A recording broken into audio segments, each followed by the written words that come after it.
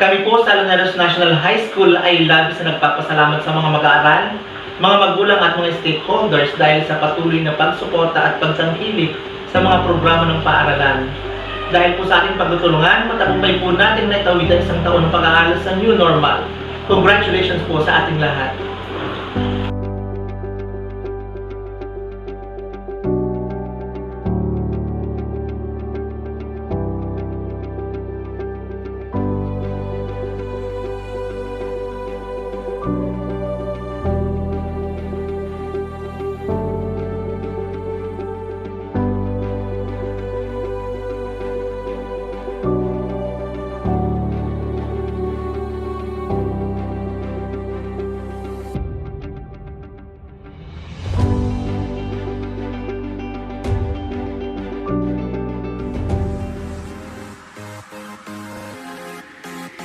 Aloneros National High School, first to fourth quarter, 2N-AIP, New Normal Appropriate Instructional Practices.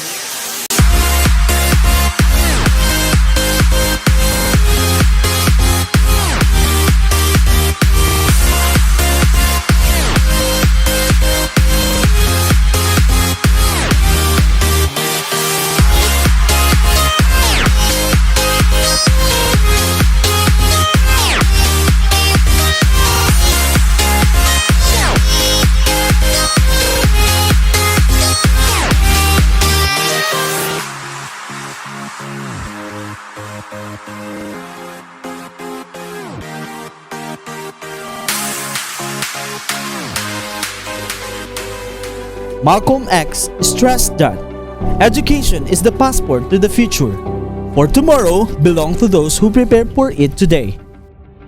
Education is one of the most important weapons that can be used to transform the world's outlook.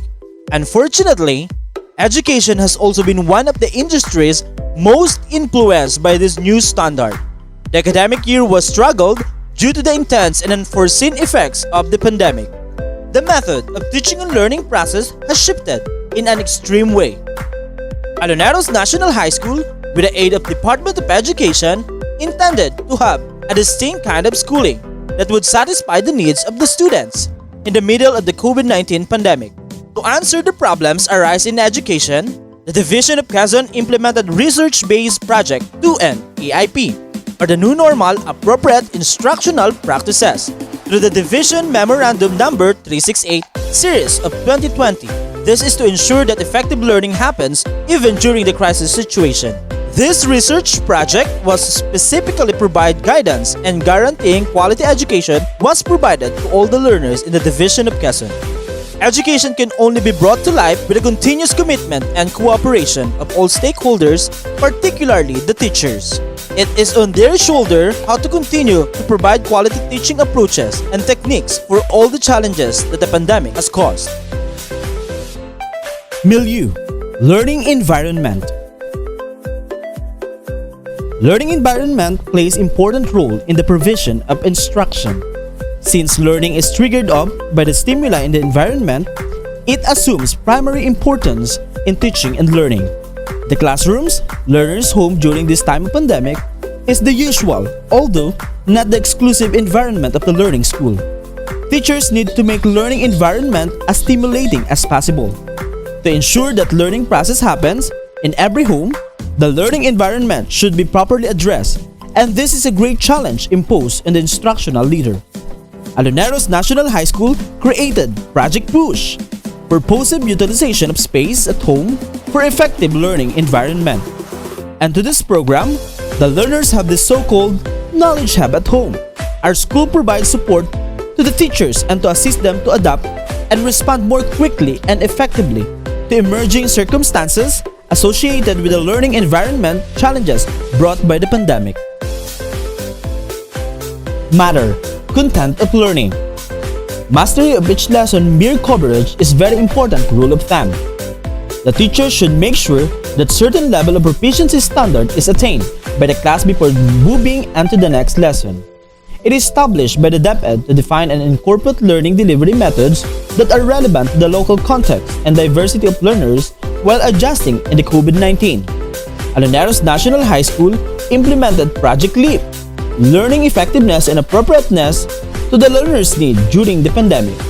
The focus of the project is to develop and build up knowledge, skills, and attitude of every learner using a head tool, which is to assist, help, encourage, and develop the holistic aspect of the learners in doing assessment and making outputs for every subject areas and compiling their portfolios.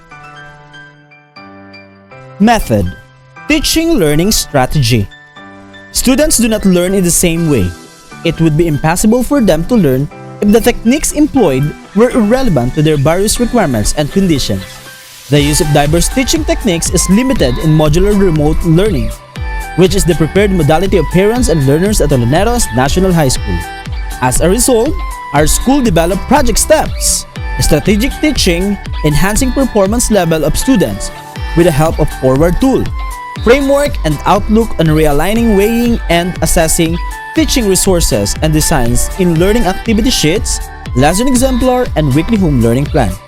This tool assesses the different approaches, strategies, and techniques used by the teachers to ensure positive, holistic, and well-rounded learning that are sensitive to the diversity of the students without jeopardizing their safety of inner peace.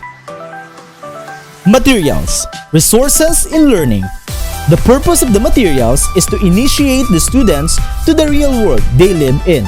It ensures that effective learning happen during the crisis situation. It also provides guidance to every school in ensuring that quality education is provided to DepEd Quezon learners.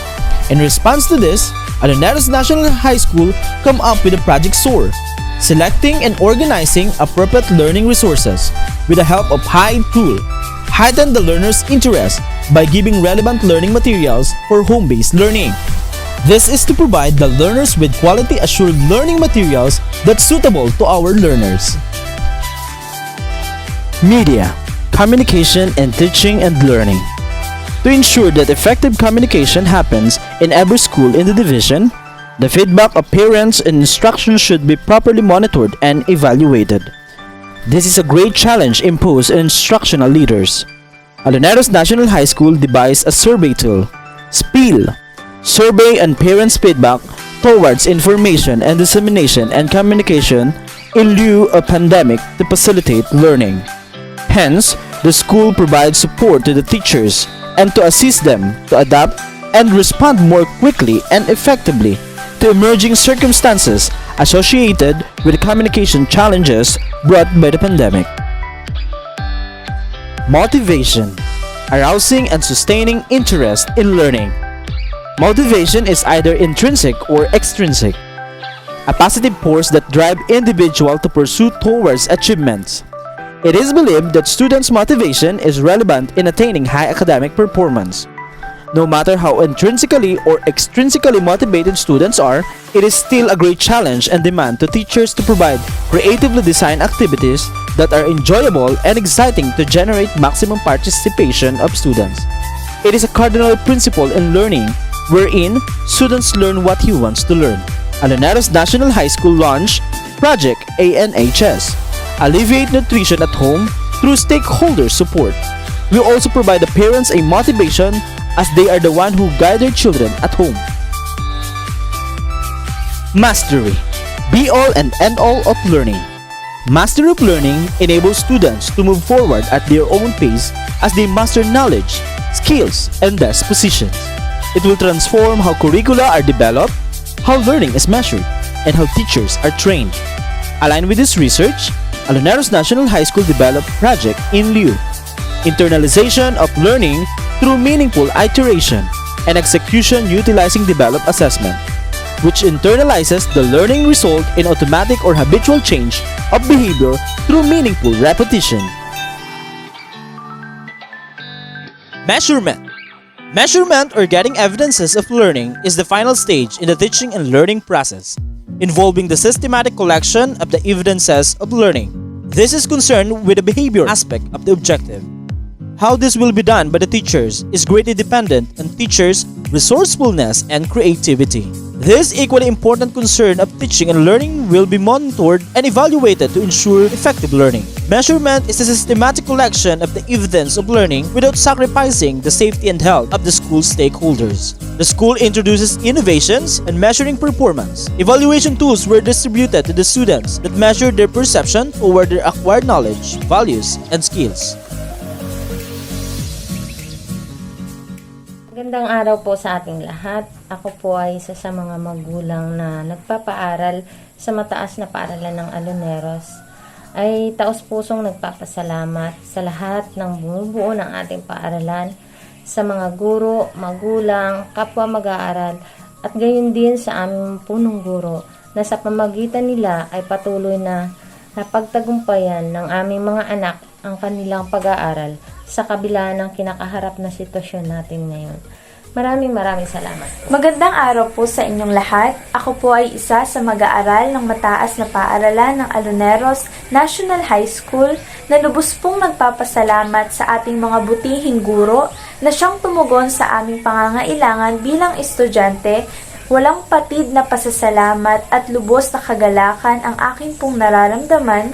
Kung wala po kayo, ay hindi namin mapagtatagumpayan at maipagpapatuloy ang aming nasimulan. Maraming salamat po. Maraming salamat po. Maraming salamat po. Maraming salamat po. Maraming salamat po. Maraming salamat po. Maraming salamat po.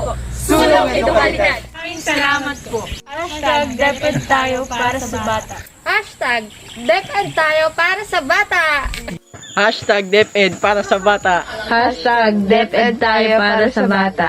Hashtag DepEd tayo para sa bata. Once again, this is Aloneros National High School, Project 2N-AIP for 1st to 4th quarter.